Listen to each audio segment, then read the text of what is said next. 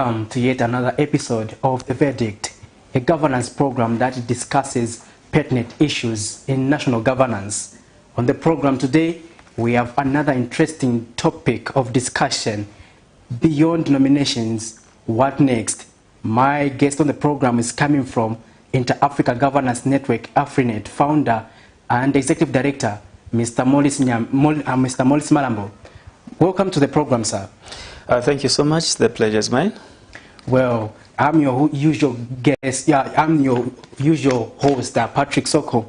Today on the program, we have a number of issues surrounding the electoral process. We've made a milestone where we've been winding up on the nomination period. Now, getting into the program, Mr. Malambo, we want to get to know what is Inter-Africa Governance Network all about. What do you stand for?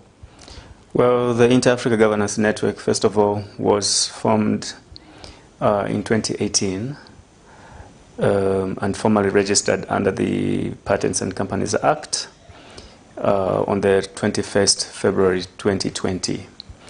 It is basically was created as a platform to generate policy conversation on the social, economic, and political matters, having realized the fact that there's less of policy conversation, there's more of antagonism. Therefore, we are formed to provide that kind of cordial interaction on the policy front, in the social, economic, and political discord.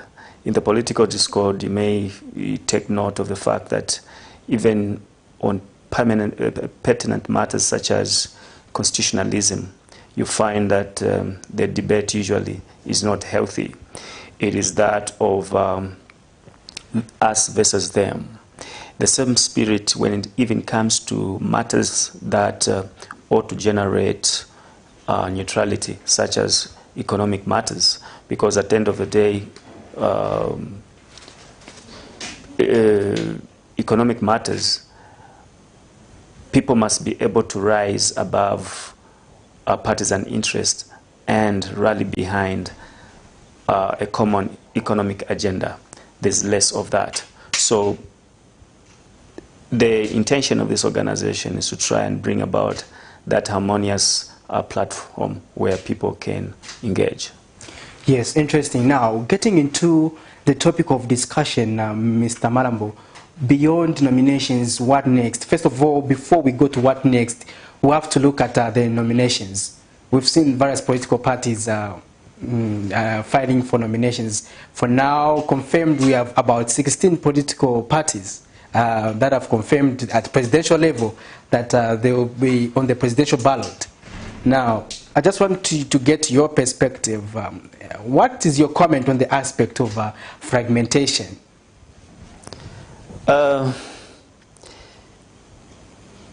From a layman point of view, you'd say it's not a good picture because you have over 16 presidential candidates trying to govern a country that has a population of about 18 million people and about slight over 7 million people having been captured as voters. Now, from a point of view of democracy, a system of government in which a supreme power decision ought to rest with the people.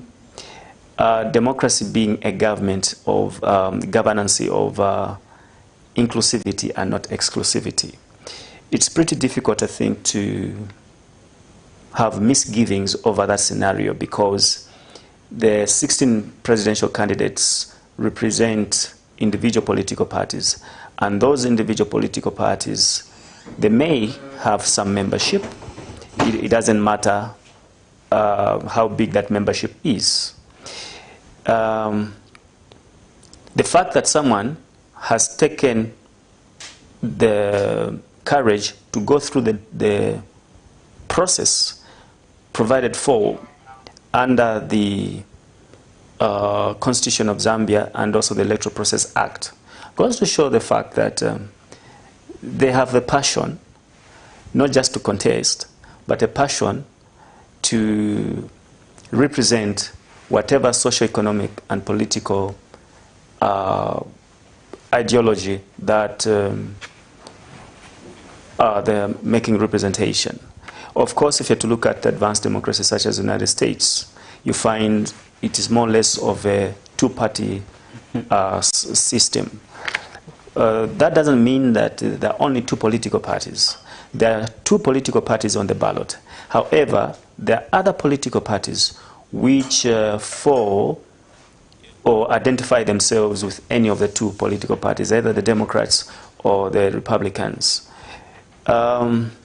You must also appreciate the fact that the American democracy has been there around for over 200 years. Our democracy, if you are to look at, if you are to judge from 1991, you find it's close to 30 years.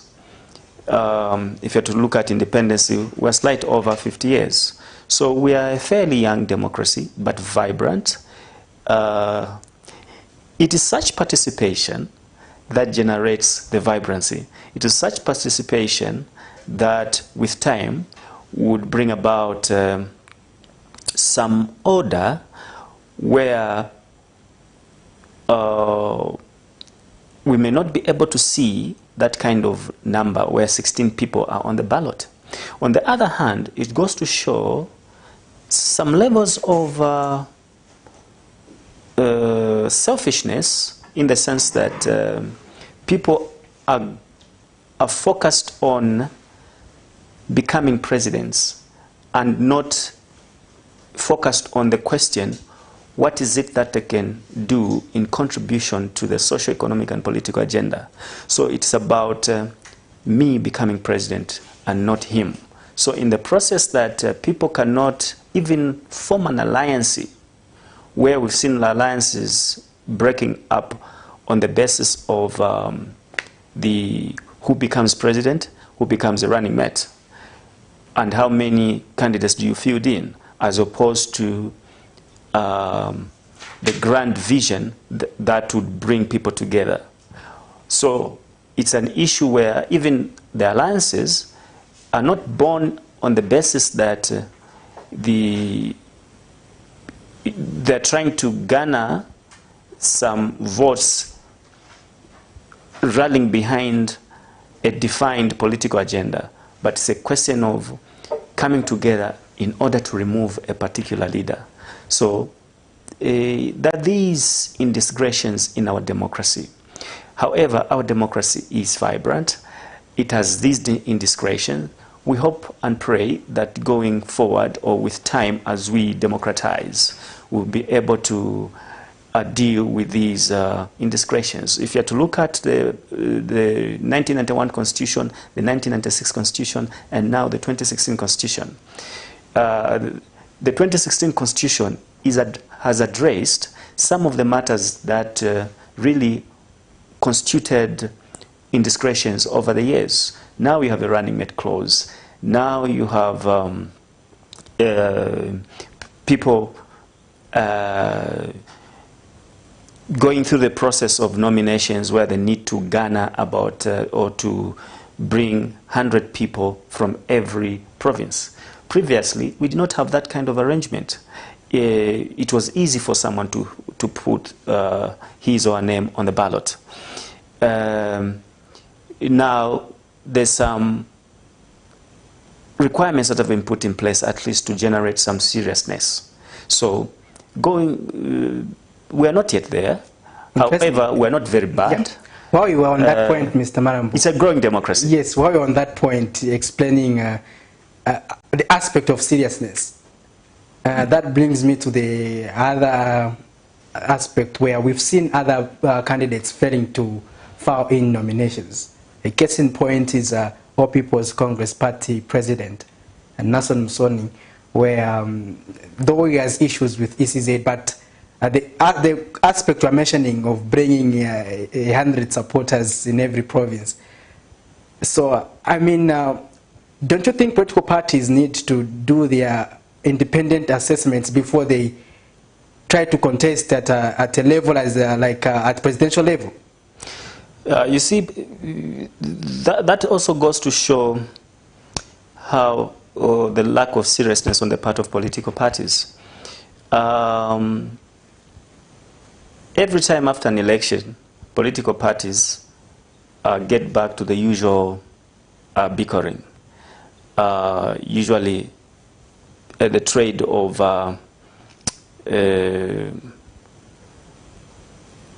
strong language between the opposition and the ruling party. And in no time, the 5 years has elapsed, people have to organize themselves to run for presidency. So in other words, you're saying someone fails to generate, yes, failing to generate 100 people in a province, just 100 people in a province. Yet these political parties have been around for some time.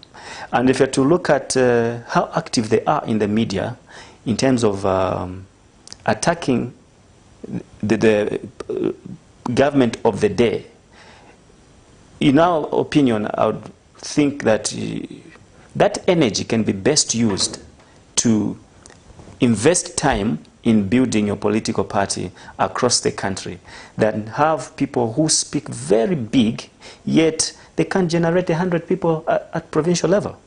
So what are the lessons there? So the lesson there is that people must have priorities right. Lusaka is not Zambia. Zambia is big. And therefore, if someone has to become a party president, really, they must have following across the country. You find some of these political parties are basically platforms where people speak, really, less of a national agenda. So some of these changes in the constitutionalism of the country, where you need to generate 100 people in every province, has exposed how thin some people are. So this exposure is a lesson to the people of Zambia that as much as people have got rights to be part of the national discourse, and the people that have failed to generate 100 people in every province, when you hear them contribute, they'll say, the people of Zambia have spoken, the people of Zambia have refused. For instance, look at Bhutan. Each and every person when contributing, they were using the language we and not I. So if someone is using the language we, then it would suggest that they have a strong following. They're representing certain people. But whom are they representing if they cannot even garner 100 people? So these are some of the complexities of democracy, that even when you represent 5 people, you can use the word we, and you have a right to do so. But ultimately, the question would be just who are you representing when you are speaking, and who are the people behind you in terms of the numbers. So this exposure maybe will help some people realize how thin they are on the ground. These processes would also expose how thin they are, so that when they are speaking, people would understand, oh, the person who is speaking is quite thin on the ground. The person who is speaking is sizable. So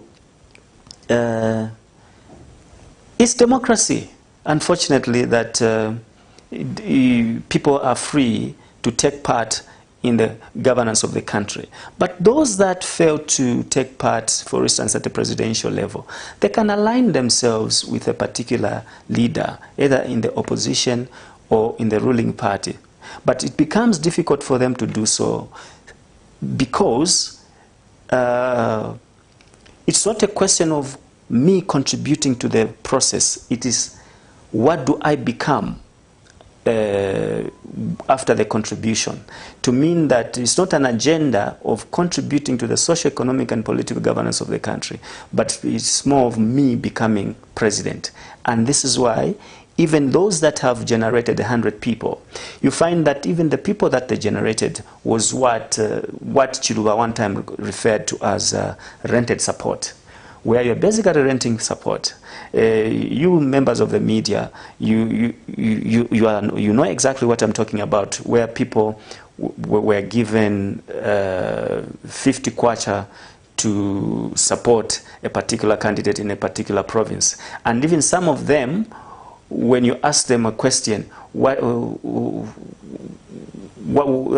party that you are endorsing, what is the symbol? They don't even know the symbol of the party. They don't even know the president. But they are used to endorse a particular candidate. To mean that not even the 16 candidates that have successfully gone through have genuine numbers. Even the 100 numbers in every province that has been produced, those numbers were what you can call rented support. Interesting. Well, in case you are joining us, you are watching The Verdict, and we are discussing Beyond Nominations, What Next? My guest on the program is coming from the Inter-African Governance Network, AfriNet, and is the founder and executive director, Maurice Malambo. On the program today, you are also going to participate as our viewers by dialing the number 0968675273. The number is also scrolling on your screens. You can equally participate on the program by adding your views regarding what you have observed in the ongoing nominations, what you have noted. Just bring out your general concerns regarding the topic we are having. Now, proceeding further, Mr. Malambo, I just want to also get your perspective. We have also seen a number of political parties going with female running mates. Just as a civil society organization that has been existing for a while now, are we making progress in terms of ensuring that women participate in our governance? Also taking into consideration that we have one presidential candidate, and we would have two with Madam Edith Nawakwi. Unfortunately, we are going to only have the Heritage Party with Chishara Kateka. Just your views on that. Well, like I said, that Zambia is a growing democracy. It has its own pitfalls or indiscretions. First of all, as an organization, the Inter-Africa Governance Network, we believe in gender. Not gender for purpose of political expediency, that you'd like to identify yourself with a female of folk for purpose of being on the vantage in terms of support from the female folk. No, we believe in gender because gender equality entails partnership. It entails inclusivity. It also unlocks human potentialities for national development in the socio-economic and political arenas of the country. Let me just explain this and give an example of a motor vehicle. You have a V6 vehicle that runs on 6 pistons. So when 3 plugs are not firing, it means this vehicle will be underperforming, performing on either 3 plugs, spark plugs, or performing on 2 spark plugs. So it's underperforming. It's the same with society. You have a population of 18 million. Over about 60% are females. So if these females are not given the platform or the privilege to contribute like any other citizen, it means that all about 40 people are contributing to the socio-economic and political development of the country. So it means that as a nation, we are underperforming. So gender equality is not just entails partnership, but it unlocks the human potentialities in the social, economic, and political processes of society. So you begin to just hold on to your thought. We have a caller. Perform at maximum. Hello, level. You are through to Camden TV. May we have your name and where you're calling from? Hello, wait. Okay, you can go ahead with your contribution, sir. Yes, my contribution is where Mr. Malambo was articulating that no, this people elected.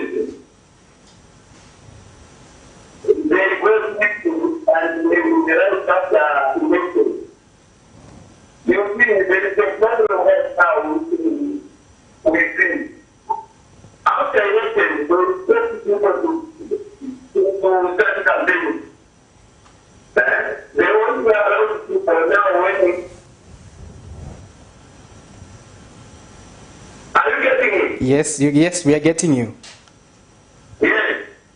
This is why I disagree with the Tamara Boya.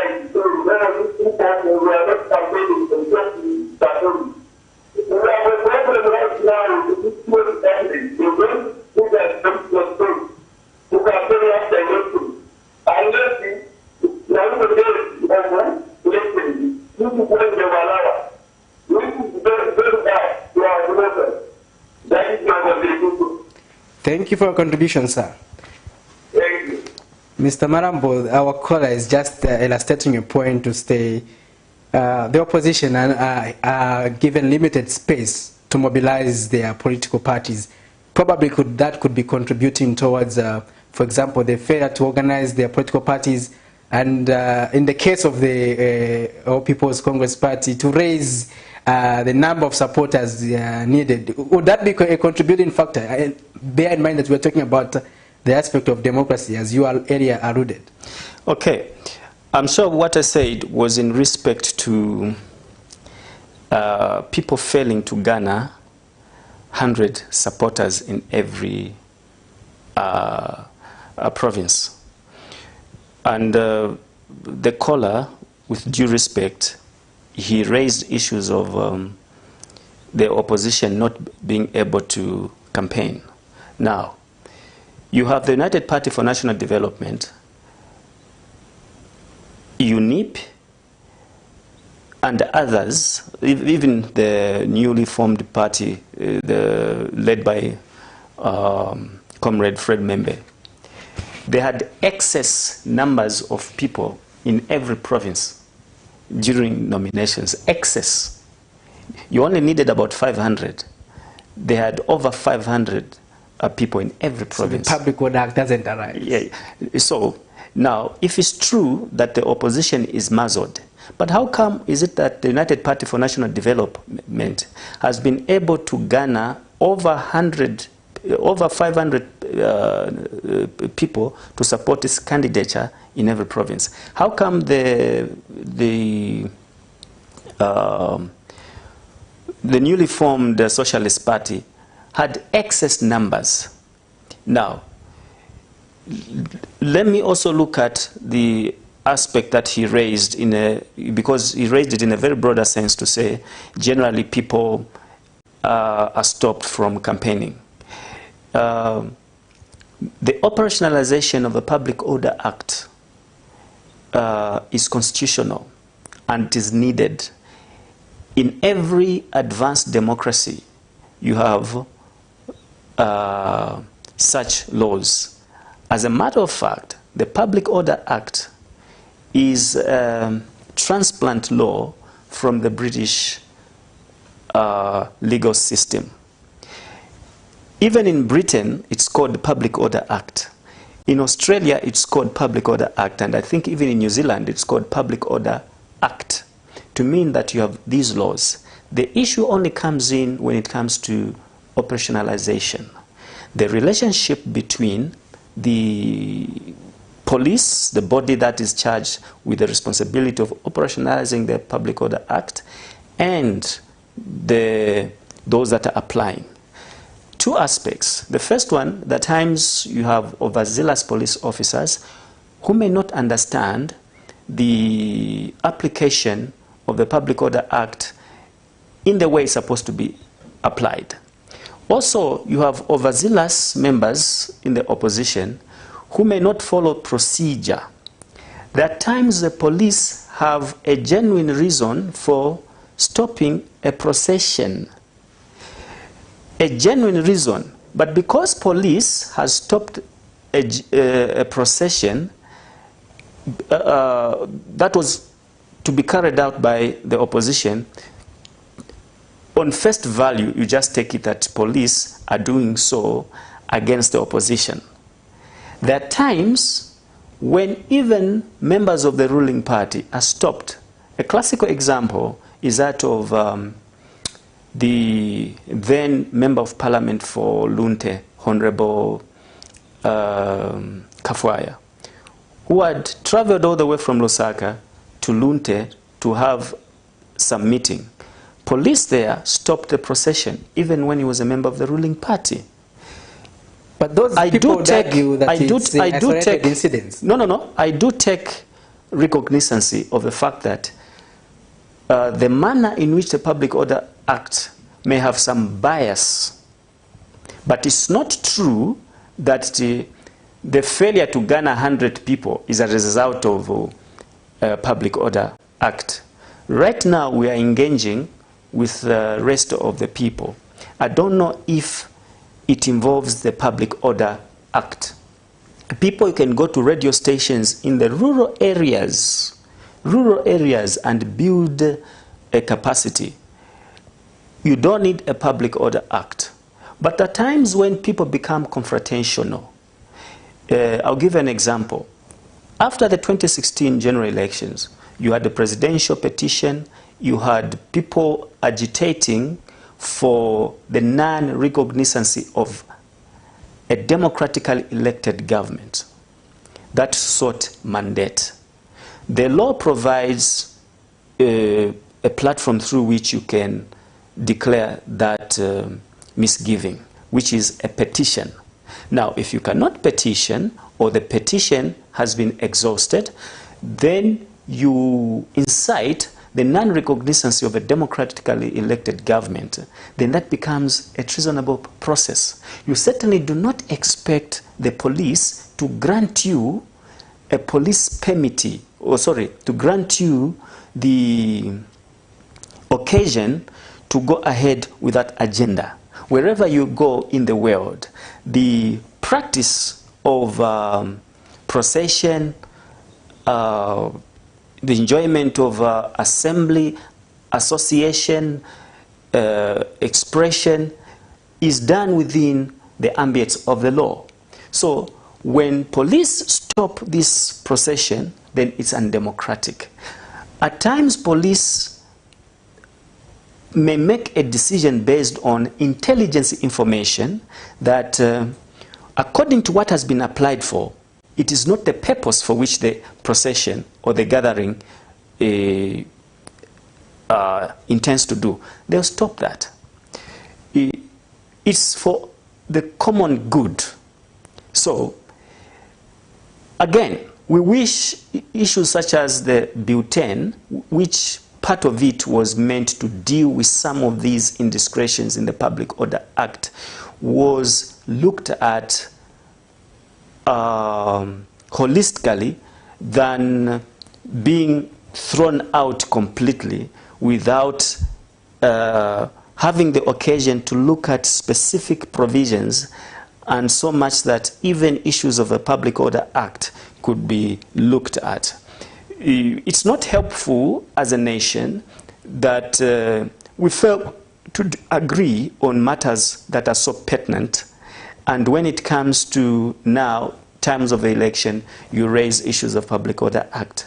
But the issue of the operationalization of a Public Order Act was included in the Bill 10, but people decided to be blind to those issues. Let's look at the issues one after the other. What is it that we support? What is it that we don't support? That which we do not support, what is it that we don't agree with?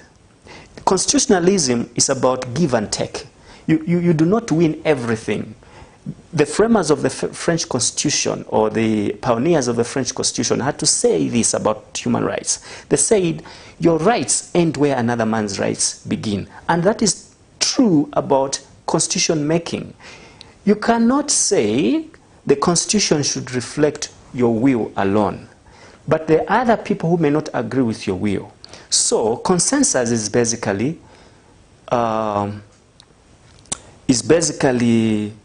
aggregate of other people's interest. To mean, because it's an aggregate, not everything that I support will be part of the aggregated. And it's not everything that you agree with will be a part of. But what it is, there's a platform where you can exert your interest. I exert my interest. But the fact that we've exerted our interests are not supreme to those that are also exerting opposite interests to ours. At the end of the day, we must learn as a nation to rise above sector interest and look at issues squarely. Here it is again, we're talking about the Public Order Act. And after the 2021 general elections, we'll be talking about the Public Order Act. So it is not helping us as a nation. Mr. Malambo, others have argued you don't need the butane to amend the Public Order Act. Because this is because for the fact that you can just amend it. It stands on its own. It doesn't need to be included in the national constitution. So, but that will is never there. So that's why you'd see other people having divergent views over the same law. Okay, I'll tell you, I'm happy the way you've put it, that will is not there. That will is not there, more especially on those that seem to cry foul or to be the aggressed. You don't need to be a ruling party to move a bill in parliament. I'll give you an example. I've been in civil society for some time.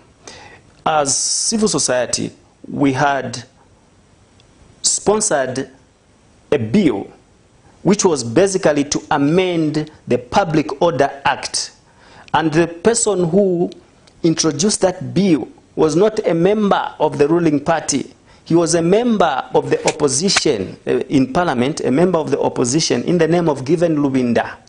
The time he was member of parliament for Kabwata constituency, on UPND ticket in the opposition, he moved a motion to amend the Public Order Act. So an effort was made by a member of the opposition. Now, when you have a situation where half a time people are walking in and walking out of parliament, walking in, walking out of parliament, that is an opportunity. Parliament is a house where laws ought to be made, laws ought to be amended. So the energies that people use to walk in, walk out of parliament, walk in, walk out of parliament, although that act is within their democratic rights, I feel that energy is misplaced. Let me give an example. Obama Barack, before he became president, he introduced, he has gone into the history of the US politics as a senator who introduced more bills and passed bills before he even became president. If anything, what made him so outstanding, not just among Democrats, but outstanding even among the Republicans and ordinary people, was his understanding of laws and how these laws are impacting on the people. Not how these laws are affecting me as a member of parliament and my political party, but how these laws are impacting on the people. So we must have that a clear understanding of these laws and have a deliberate policy to bring about genuine reforms, not in our interest, or laws that are in our interest, but laws that, or reforms that would deal with laws that affect us generally as citizens, not necessarily the Public Order Act because it's affecting me as a member of the opposition. To mean that when I get into the ruling party, then I will not see the need to amend. So the ruling party had given the people of Zambia an opportunity to deal with some of these laws. Among them was the Public Order Act. But the problem is that as a nation, we're not good at debating issues. We are so much good at but what point is dividing ourselves when you know in that, camps. People will use the arrogance of numbers, and they would still, no matter how you debate, the decision won't be in your favor. But how good is that debate? The arrogance of numbers you're talking about basically is a summary of what also I'm talking about. You should not vote based on the fact that I come from the ruling party or I come from... But that's our parliament. That's our parliament. And I'm saying we must be able to change that kind of scenario where you are not just, first of all, before you vote, no. But before, as you are debating, you are not debating because you come from the opposition and debating against everything that comes from the ruling party. You are not just debating against everything that is coming from the opposition because you are from the ruling party. No. We should be able to rise above sector of interest or sectarian interest and look at issues squarely. What is it that we do not agree with in as far as the application of the Public Order Act? Not because I belong to the ruling party or I belong to the opposition. Then because the people that have moved the need to change the law are from the ruling party, then everything that the ruling party is saying is bad. Hello, you are through to Camnet becomes TV. Wrong. Yes, hello, Camnet. Yes, we can get you loud and clear. Can we have your name and where you're calling us from? I'm Peter Banda calling from Peter. Okay, Mr. Banda, you can proceed with your contribution. Yeah, I've been following keenly Thank you. that discussion, which is building us up. Yeah, but I'm just trying to disagree a bit with my colleague who is explaining especially issues pertaining to Bioten, where this Public Order Act was tied. We feel it was a bad idea to tie this Public Order Act to Bioten, because we discovered that Bioten had a lot of hidden agendas as far as the ruling party, the Church Front, is concerned. We have all agreed that Public Order Act is a bad law. That's why even for PF, when they were in opposition, they were against that Public Order Act. MMD, when they were in opposition, they were against that Public Order Act.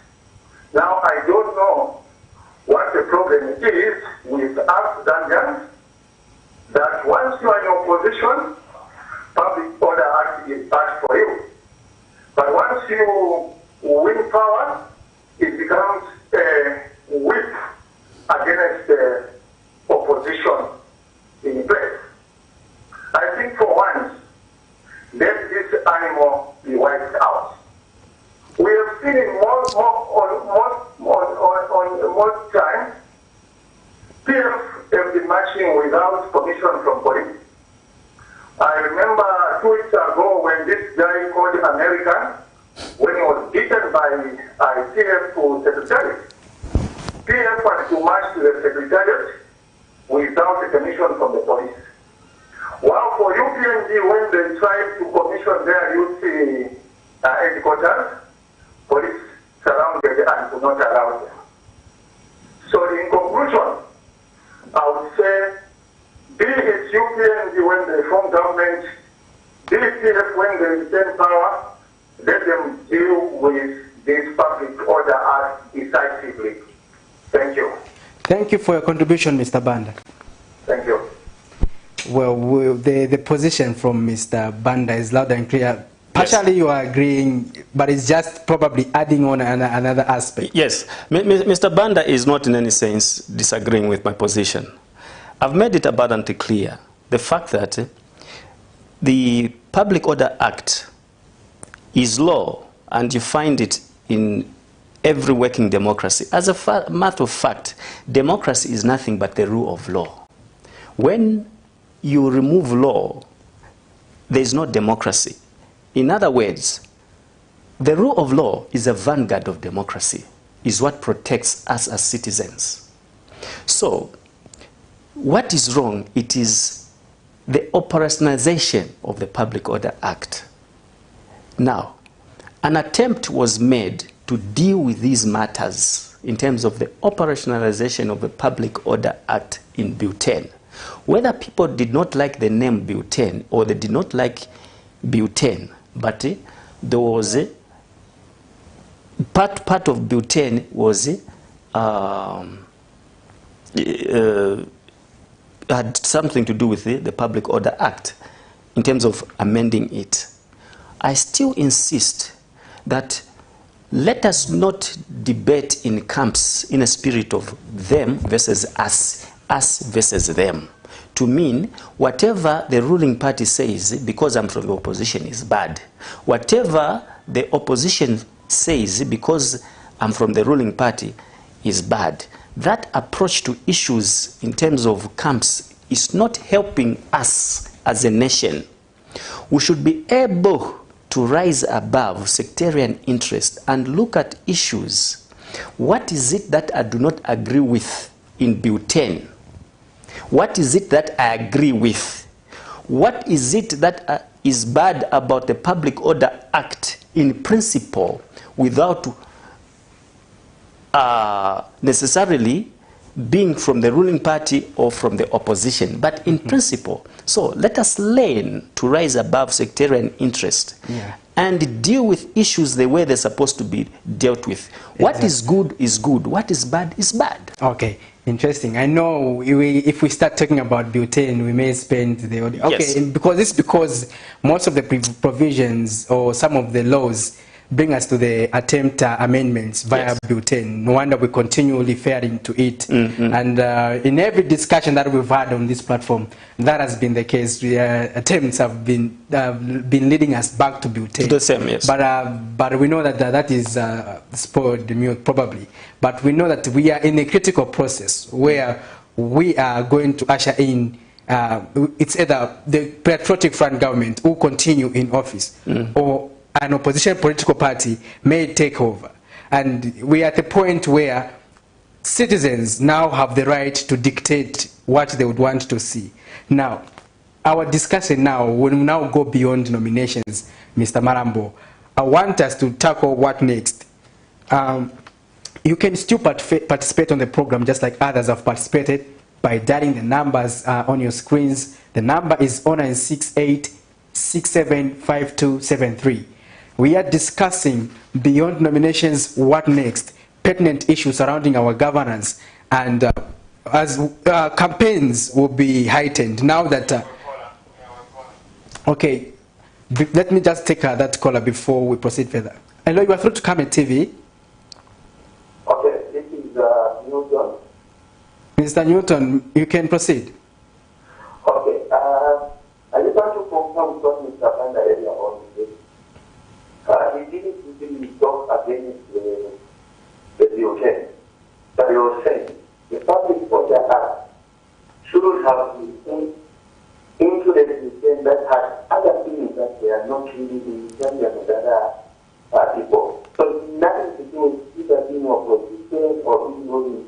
It was the Public Order Act that was supposed to be fairly dealt with, but planted inside something that people could democracy. So that's where things come out wrongly. In real sense, you're saying you should have not the Public Order Act, but separately.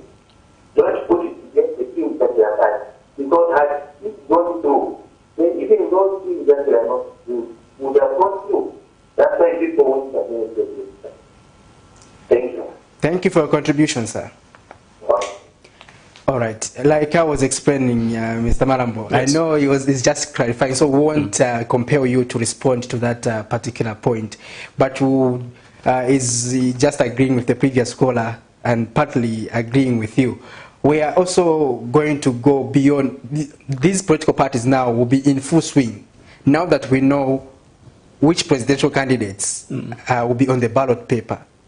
We know which political parties are fielding in candidates as councillors, council chairpersons, as members of parliament. Now, what should be the message going forward? What are pertinent? Let's start with the social sectors.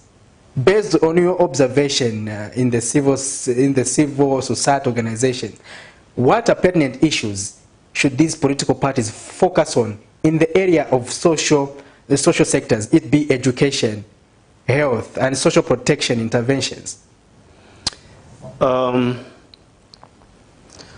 The social sector is quite wide. You'll be looking at the healthy issues. You'll be looking at education, such matters. So in the area of education, we've taken time to look at the manifestos, the manifestos that have been produced by political parties. Let's zero into the PF manifesto and the UPND manifestos. Have you taken interest in those? The PF manifesto is the one which was just launched. Is a revision of the previous one. So they are basically building on the previous manifesto, which looks at fundamentally the development of infrastructure as a cornerstone for their plan for national development. So you're basically looking at key infrastructure such as in the health sector, in the education sector, but it's also trying to bring about the revival of the trade school system, which collapsed slight after 1991 following the change of government. I think it's a good thing because there's a lot of construction that is going on in this country. You find that part of the skills, human resource, is obtained from across the country. If you are to go to Chalala, Minwood, people that are building houses, you may discover to say that the people who did the roofing of the houses are Zimbabweans or Malawians. Yet these houses are owned by Zambians. That is capital flight, which is leaving the country. So how do you do that? It means that we have a deficit of the artisanal skills, such as the plumbers, those who are doing the roofing. So that even well-intended programs by governments where you do a threshold, the 20% threshold in the construction sector, it may have some hitches here and there in terms of implementation from a viewpoint of the technical know-how. So there's need to invest into the education sector, particularly the trade schools, where you churn out the much-needed artisanal skills. And so this Patriotic Front manifesto is speaking to that. Whereas the UPND manifesto, in the education sector, they're talking about free education from grade 1. Is it possible? Let me come to that. They're talking about free education from grade 1 up to university. Now, when you talk about free education, it means people are not contributing anything. Now, I doubt when it comes to the practicality of free education, because even advanced democracies, such as the United States, Australia, Britain, you do not have free education. What they from the tertiary education, there's what they call the loan system, which the Patriotic Front government has introduced, which is the bursary system, which is been turned into a loan system beyond traditionally the University of Zambia and the CBU. It is now open to all what has been extended beyond these two institutions, both the private and the public universities. This is what would help us as a nation, not necessarily putting across manifestos which are tailored just to get a vote. In my opinion, I could be wrong. I do not understand the practicality of a free education from grade 1 through to the university, because who is going to foot that bill? Now, under the UNIP government, you had free education. I want to be candid, with no apologies to make. It is such socialist policies that have made Zambia to be where it is today. Such subsidies that have made Zambia to be where it is today. Yes, citizens need to be helped. But shouldn't the education system, governance system, help its vulnerable citizens be able to access education? Yes. Because you must have a system. Education has been commercialized. Yes. You must have a system that helps the vulnerable people. But you cannot classify everyone to be vulnerable. That is wrong. If I'm able to pay, let me pay. The other people not able to pay, so they must pay. But at the moment, you cannot have a situation where it's blanket. It's a blanket thing. Everyone is free education. This is why Zambia is what it is today. At a time when we had resources from copper, where other countries did not have this resource. This resource the money from this resource should have been used prudently. And Zambia wasn't going to be where it is today. Part of it is the subsidies under the socialist government, blanket subsidies, non-defined subsidies, which were meant to appease people. So, even the UPND technocrats, they know very well to say... there's no government that does not subsidize its people. No. Get what I'm saying. I'm against blanket subsidy. Blanket to mean it is not defined. Even in developed countries, you have subsidies, but these subsidies are defined. They are tailored to meet a certain class of people. There are certain people who cannot afford. Even in the house, if you have 5 children, these children are blessed differently. Others have got a high IQ. Others take time to learn. Others are good in this. Others are good in that. So you help them according to what their needs. So is society. You cannot have blanket policies to say free education to mean that even people that can afford, they'll have free education. But at the end of the day, the question is, where will the money come from that is going to give you capacity to have free education from grade 1 to grade 12? So the loan system, and also let me finish this point, the loan system, my brother, to me is the best. It's not until you move out of live in other jurisdiction in Europe, that's when you begin to see countries, rich countries, the way they manage their resources. These rich countries are what they are. Just hold on to your thought, because they manage their resources. Hello, you are through to Cabinet TV. May we have your name and where you are calling us from? Ngala is my name. I'm calling from IDEX. Okay, sir, you can proceed with your contribution. Thank you.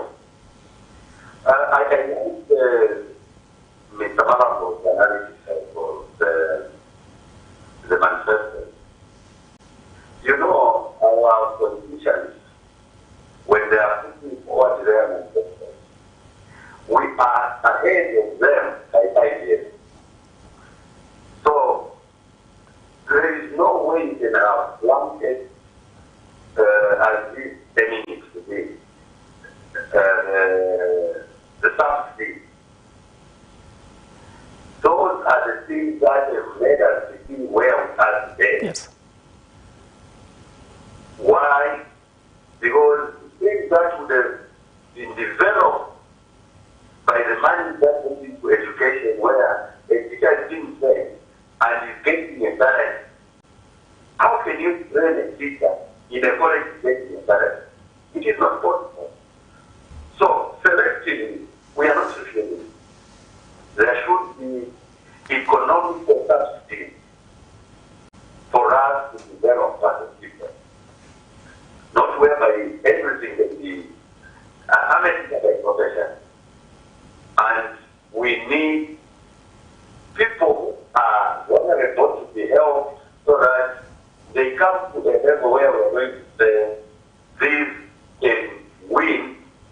Yes. for them to survive by themselves.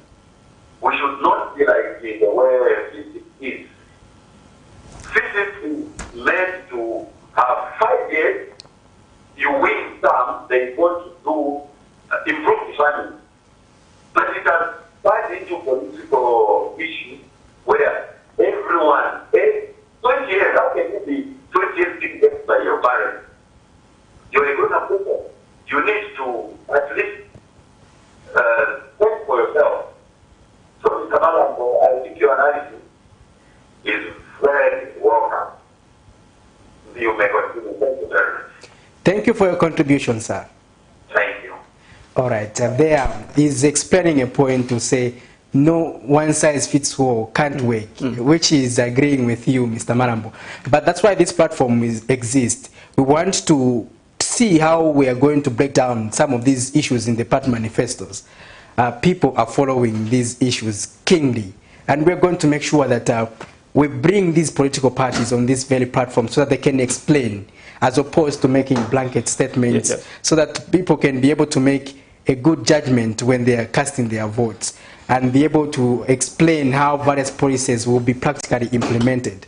Those are issues that will be tackled on the verdict, and today we are discussing beyond denominations. Mr. Malambo was just breaking down the education sector, PF and UPND.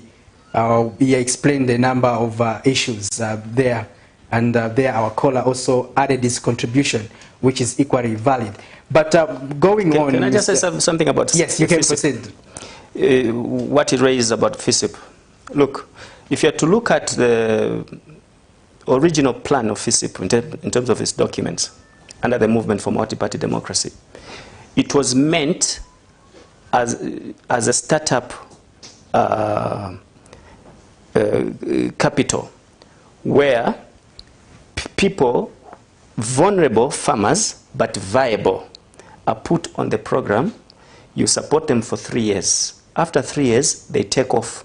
When these take off, you win them off, you put another group.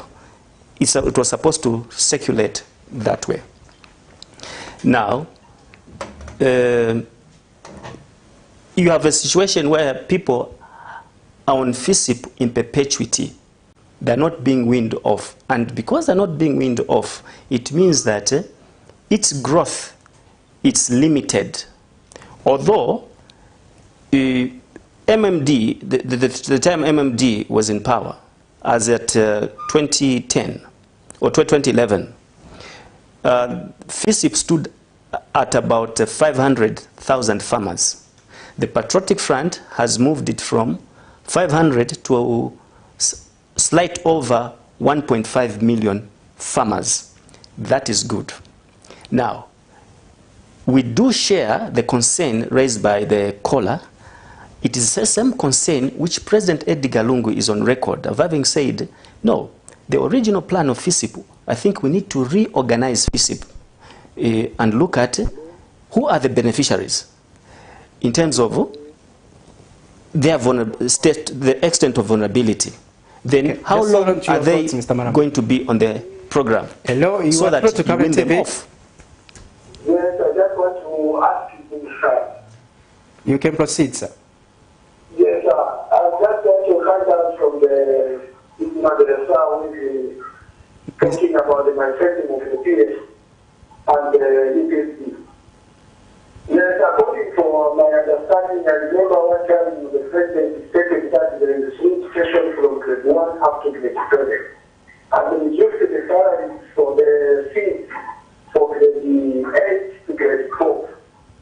Now, those things, they are working to the rural area.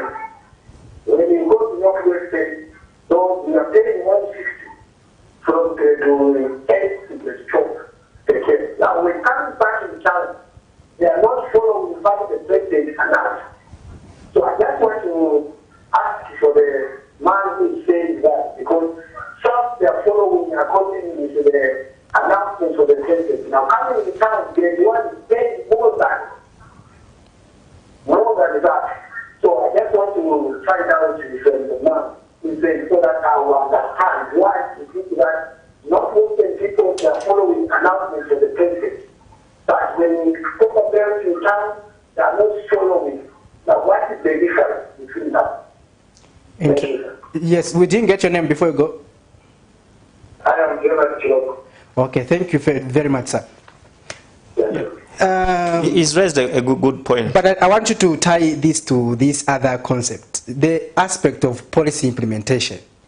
Yes. Because even as we were explaining the aspect of the FISIP, we also remember we had the e-voucher. Yes. But now we are slowly departing further and further from the e-voucher. We are going conventional, which has more problems. So you can proceed now. Okay, so let me quickly talk about, let me just conclude on FISIP. Huh?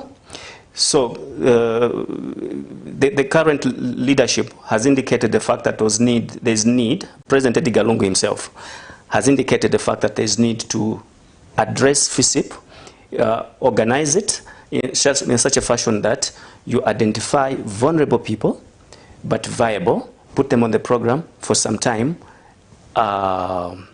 win them off. We do agree with that position by the current administration. Now, coming to e-voucher. E-voucher is a tool of diversification, because this FISIP thing, program has always confined itself to maize. But at the end of the day, you are basically reducing the Ministry of Agriculture to Ministry of Maize. Agriculture is not about maize, no. You have got other cash crops to inform the policy on nutrition, because if you are going to grow maize alone, then you become deficient when it comes to nutrition. So there's need to expand this support, and that was the purpose of the e-voucher. Now, it had its own challenges simply because of the levels of literacy infrastructure and the literacy, what is called cyber literacy and the literacy infrastructure.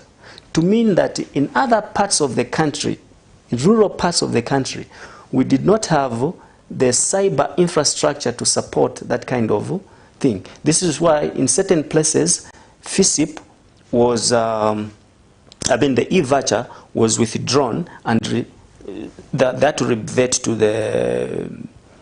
the conventional FISIP. Now, also, it was due also to the levels of cyber literacy among our citizens.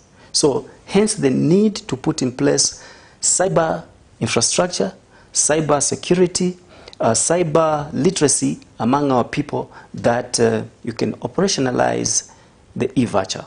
But also some levels of criminality on the part of the structure that was used, who are the agro-dealers. They began to, reportedly, they've become invasive to the farmers themselves, where instead of redeeming 5 bags, they only redeem maybe 2 or 3. Then these 2 or the extra, where does it go? So it means the agro-dealer has benefited. That element of what? Criminality. So these are some of the inherent challenges of policy that we expect the Patriotic Front, as they go in the field to campaign, they should be able to explain, and also the opposition, they should be alive to the fact that the current administration has had these policies, and what are the challenges that these policies have had, so that they speak to issues. Unlike a situation where you are speaking of an agenda that does not relate to the actual challenges that people are going through. This is why at the end of the day, you find that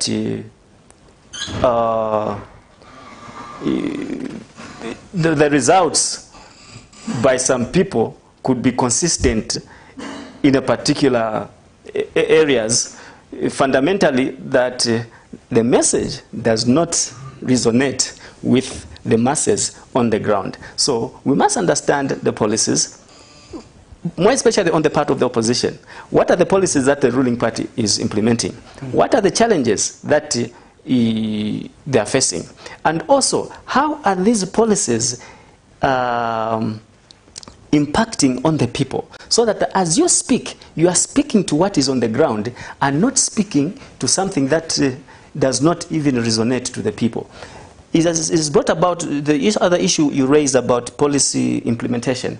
I think that this is one of the challenges that we are facing. The current administration introduced free education from grade 1 to grade 7, and also reduced the education, the user fees from grade 8 to grade 12, where particularly specific amounts have been made. But in some places, you find that individual institutions have increased. You may recall, I think should be a week or two, actually about a week, PS Education, Dr. Jobis Kalunga, was making rounds in some parts of the country where he has discovered to say that individual schools are charging more than what is stipulated in the statutory instrument or in the circular from the Ministry of Education. Now, you just have one permanent secretary who cannot manage to go around and check what is happening. It is a challenge to those that are given responsibilities, such as the district commissioners. Those are eyes of the president. Those are policy policy monitors at district level. It should not take the permanent secretary to notice the fact that policies of government are not being followed by an individual school, because you have a district commissioner there. It should not take the Mr. Chela, who is in charge of infrastructure in the office of the president, to go around and see the fact that there is one piece of infrastructure that has stalled. No, you have people who are employed to do that work. You have the engineer employed at district level. You have a district commissioner who must take inventory of government policies, government infrastructure, government programs. What is it that is being done about it? It shouldn't take the permanent secretary from Lusaka. So these are some of the issues that would expect the Patriotic Front to explain to their electorates, and going forward, should they win the elections, they should be able to appoint people who are equal to the task in portfolios such as district commissioners, and it shouldn't take a permanent secretary to unveil the fact that the good policies of government or the good policies rolled out by government are not being implemented by those that charged with the responsibility of implementing. So you find that at times policy would fail, not that it's a bad policy, but those that are given the responsibility to implement the policy have failed the policy. Interesting. Well, Mr. Malambo, unfortunately, we are coming towards the end of our program, but I would want you to give me what sort of accountability should the citizens who are going to cast their votes on the 12th of August expect? What should they demand from these politicians who will be going door to door to ask for their votes, as well as hold rallies, appear on media platforms to sell their messages? What should the people demand? Coming to accountability, first of all, if you are to look at the process of adoption, I'm happy that our democracy is growing to the extent that during adoptions, you could see the people in Southern Province, in Northwestern and Western Province, challenge the incumbent members of parliament and say these MPs are not seen. The same even in the strongholds of the Patriotic Front. MPs that were not equal to the task. Some of them have been dropped, even sitting cabinet ministers. That is accountability. It should not mean that when someone is adopted on the UPND ticket in places where UPND is dominant, then that person must go through. It should not be that when a person is adopted on the Patriotic Front ticket, by virtue of the fact that the Patriotic Front government party is doing well in that locality, then that person has an automatic entry or entry into parliament. No. People must be able to demand accountability in terms of what is it that this person is going to do. Those that have not done what they had said they were going to do, certainly they must be made to account. Why couldn't they do what they had said they should have done? To avoid this issue of strongholds where a person just goes through. Now, at national level, more especially the presidents, if you have to look at the manifestos, they must be able to explain, not being voted on the basis of rhetoric, free this, free that, free this, free that. Let them be able to explain the practicality. Not just someone to run the comment to say when we form government we are going to pay the debt. What is it that you're going to what is it that you're going to do in order to pay debt? So issues of debt must be explained in the rightful context without people making political capital out of them. Issues of poverty in some locations of the country must be explained properly, to say we're going to do A, B, C, D in order to deal with household poverty, and not just to run commentary telling people what they already know, to say we have debt. Yes, we have debt. Yes, there's some poverty. But what is it that you're going to do that is going to move the people out of that situation? And what is it that is being done, in order to move people out of that situation without taking advantage of the people by basically running commentary? Mr. Malambo, would like to thank you for making time to be part of the program. Thank you so much for inviting us, and thank you so much for the viewers and the callers, in particular those that did not agree with our sentiments and those that did agree with our sentiments. That is part of democracy. We must never get bitter.